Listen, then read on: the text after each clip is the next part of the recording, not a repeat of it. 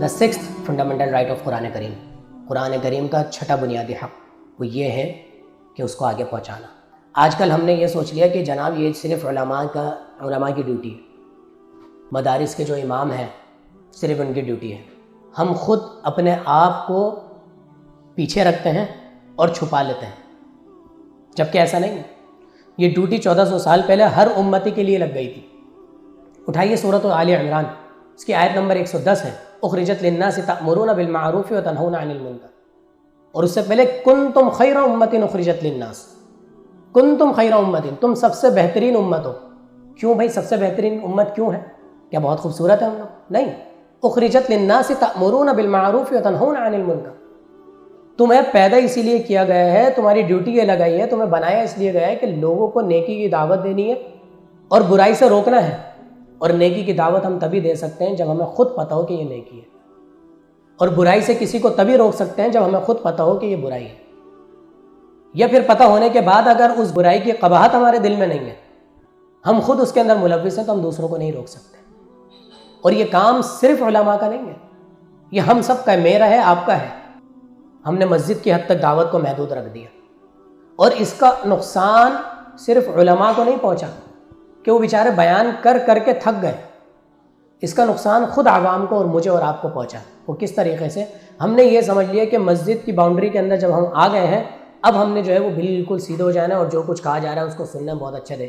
لیکن جیسے ہی مسجد سے باہر نکلے اپنی ڈیوٹی بھول گئے۔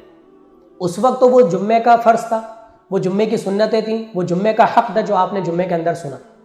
اب آپ کی اپنی پرسنل ڈیوٹی یہاں پر لاگو ہو گئی ہے کہ وہ جو باتیں آپ نے سنی ہیں، جن باتوں کو آپ نے یاد کیا ہے، جو بیان ہو رہا تھا وہ کس لیے بیان ہو رہا تھا، وہ ساری باتیں آپ مسجد میں بیٹھ کر تو امپلیمنٹ نہیں کر سکتے اس کے اوپر۔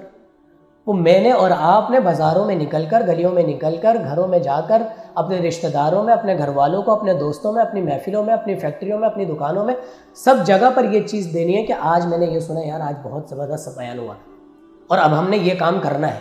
ہم اس چیز کو اپنے اوپر لاگو کرتے ہی نہیں ہیں کہ ہم نے جو بات سنی ہے پورا ہفتہ، اگر آپ اس ایک آیت یا دو آیتیں جو بھی آپ نے جمعے کے خطبے میں سنی ہے، اگر آپ ان دو آیتوں کو پورا ہفتہ ریپیٹ کرتے رہیں کسی نہ کسی کے سامنے، اس کا ذکر کرتے رہیں، کیا ہمیں یاد نہیں ہو جائے گی؟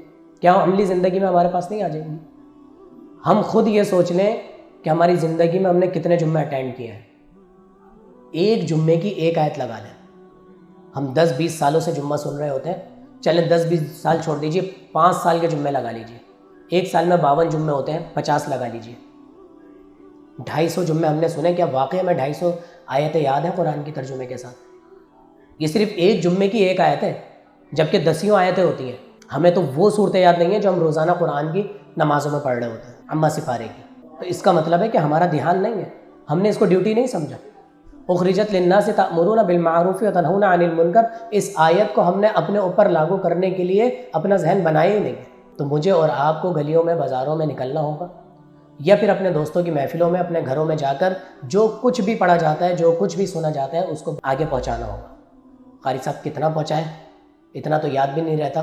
بلغوا عنی ولو آیہ، اس کا حل بھی نبی صلی اللہ علیہ وسلم نے 1400 سال پہلے بتا دیا کہ ایک آیت اگر میری تمہیں یاد ہے، تم تک میری پہنچی ہے، آیہ پہنچا دو۔ بلغوا، پہنچا دو، عنی، مجھ سے جو کچھ بھی مل رہا ہے، ولو آیہ، اگرچہ وہ ایک آیت ہی کیوں نہ ہو۔ وآخر دعوانا الحمدللہ۔